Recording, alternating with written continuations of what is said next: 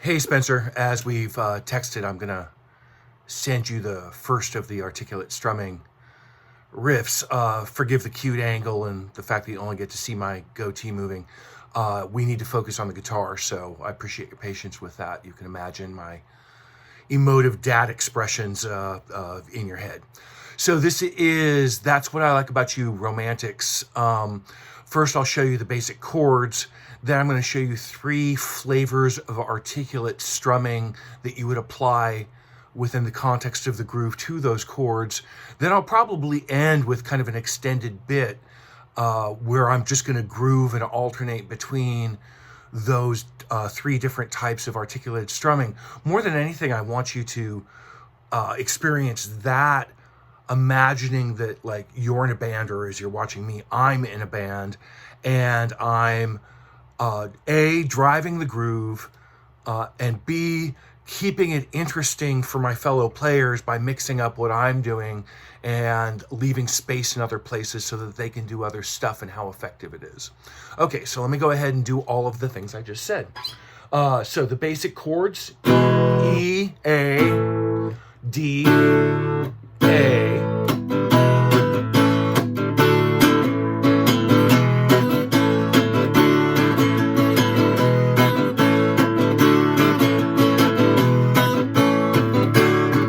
Okay, so now we're going to add the 3 different flavors of articulated strumming. The first is to actually play the song correctly. There's a bit of articulated strumming in getting the chords right.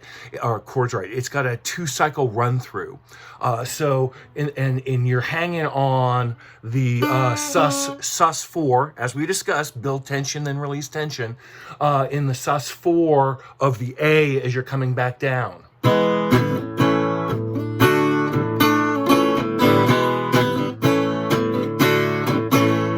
So the second time through, you don't have it, and so you get that full cycle closure. Let's do it real quickly.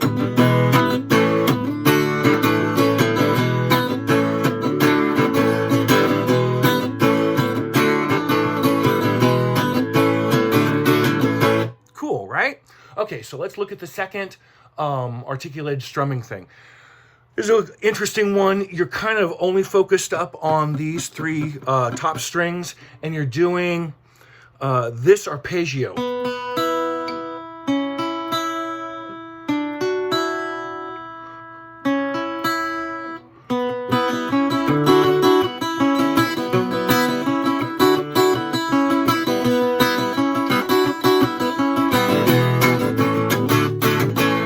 So what I'm doing there is sometimes I'm doing individual articulated arpeggiation, and other times I'm kind of just strumming through it.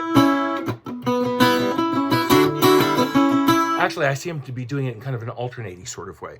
The point is, interesting up the neck exercise will end up setting you up nicely for like funk riffs and things like that. So we've got that second piece. The third piece, it's kind of like Ramble On, a Led Zeppelin song where you're playing up the neck. So I've set up these chords with a bass to drive them. So this is, of course, an E up the 12th fret, and you're just doing the staggered fingering there. Then you go to an A. Notice I've got the A there, so E, A, D. So this is the same thing as a D, but instead of keeping this down, I'm leaving it so I get the octave, and I'm doing that.